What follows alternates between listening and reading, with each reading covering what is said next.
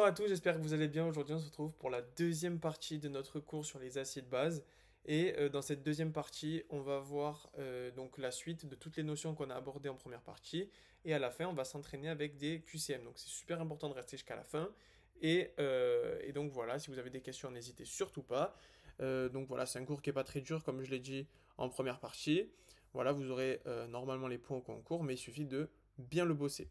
Donc bien le bosser, c'est commencer par traiter du cours, donc on s'était à peu près arrêté ici. Avant de vous expliquer le cours, je me suis rendu compte que en première partie, j'avais oublié de traiter d'une chose qui est assez importante, et c'est donc cet encadré. Donc moi, je vous conseille de l'apprendre par cœur, c'est ce que j'ai fait et ça a marché.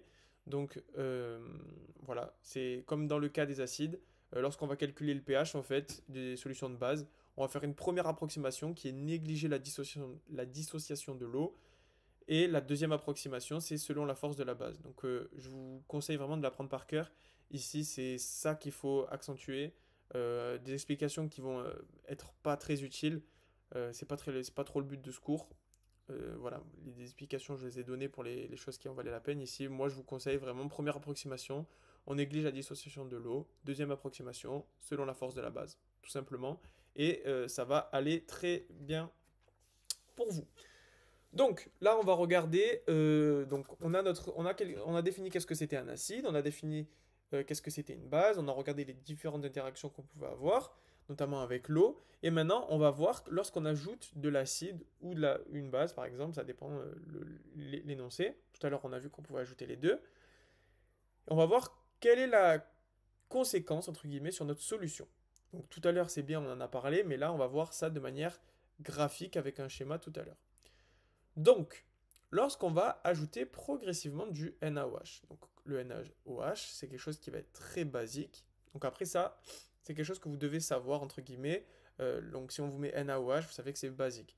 Si on vous met H3O+, vous savez que c'est acide. Alors ça, pour le savoir, bon, ça vous les apprenez.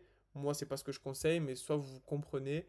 NaOH, vous savez qu'il y a du OH, donc forcément, comme on a dit tout à l'heure avec le OH, c'est quelque chose qui va être euh, assez basique. Voilà, tout simplement.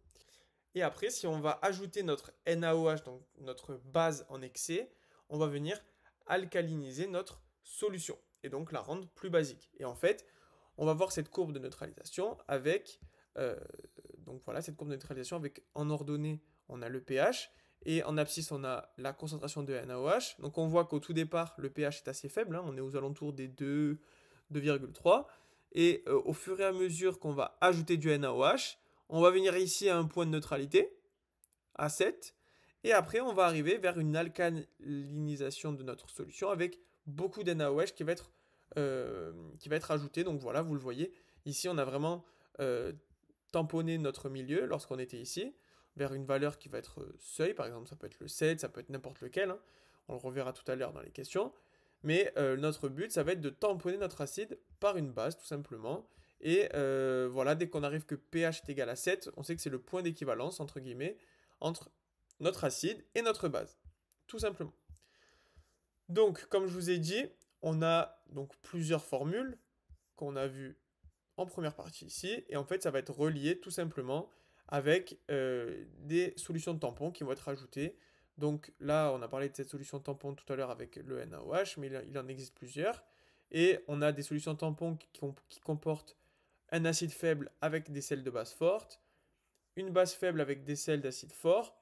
Et donc voilà, il y a différentes formules. Donc ça, on l'avait vu en première partie. Lorsque vous avez un acide fort et une base faible, il va y avoir une modification du pH et on va avoir ces formules, voilà, qu'il faut apprendre.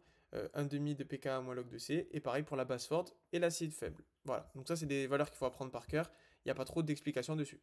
Donc comme on a dit, l'intérêt des solutions tampons, c'est de maintenir la valeur à un pH qui est constant, et non à 7, voilà, c'est pas forcément obligatoire d'être à 7. Et donc voilà, le but c'est de faire que le pH soit constant au cours du temps pour pouvoir avoir tout ce qui va être physiologique dans notre corps qui va fonctionner.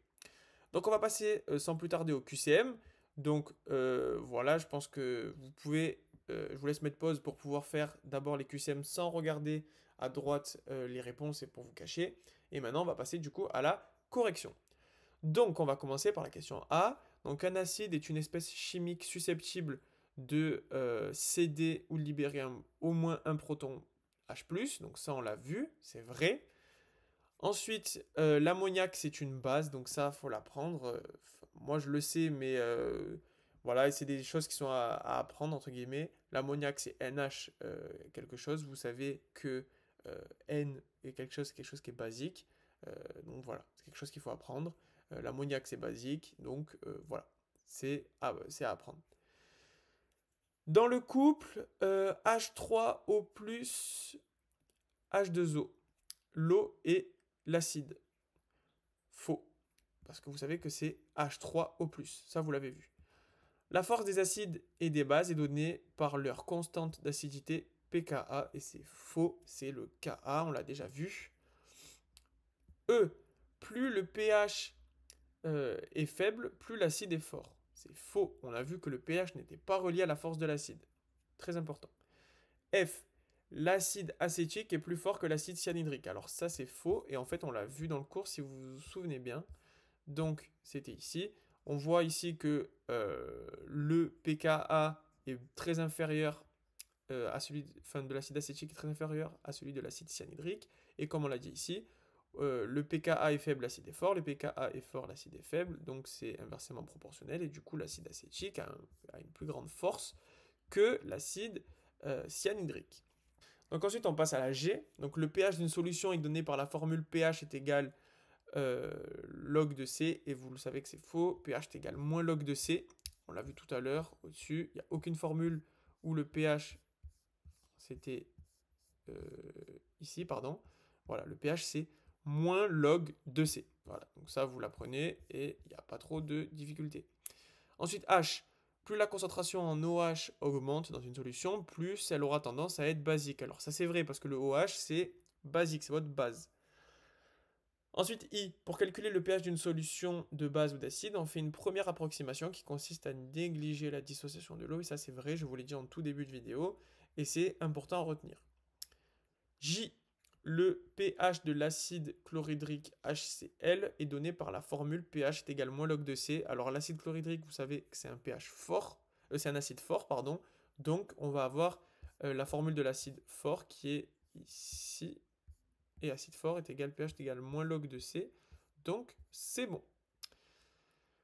K, pour une base faible, on a pH est égal 7 plus pKa sur 2 plus log de C. Donc ça c'est vrai, voilà, vous référez toujours à ce qu'on a vu avec toutes les formules, donc ça vous l'apprenez. L, pour une base forte, on a pH est égal 14 moins log de C, et c'est faux. Donc pour une base forte, donc on est en haut. Pour une base forte, on est là. Pour une base forte, c'est 14 plus log de C.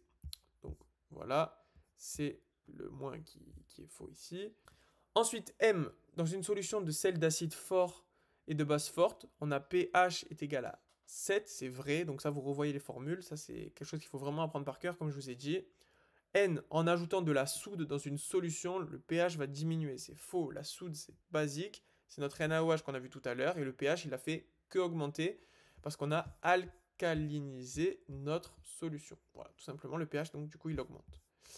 Ensuite, l'intérêt des solutions tampons est de maintenir la valeur du pH vers la neutralité, et c'est faux, je vous l'ai dit, le pH, le but est de le maintenir autour d'une valeur constante en fait, c'est de maintenir le pH constant pour pas qu'il y ait des variations de pH, comme je vous l'ai dit en première vidéo, qui peuvent être pathologiques pour votre corps. Donc j'espère que vous avez bien suivi ce cours sur les acides bases, c'est pas très dur. Donc voilà, si vous avez des questions, je suis là, et on se retrouvera pour un nouveau cours du E1.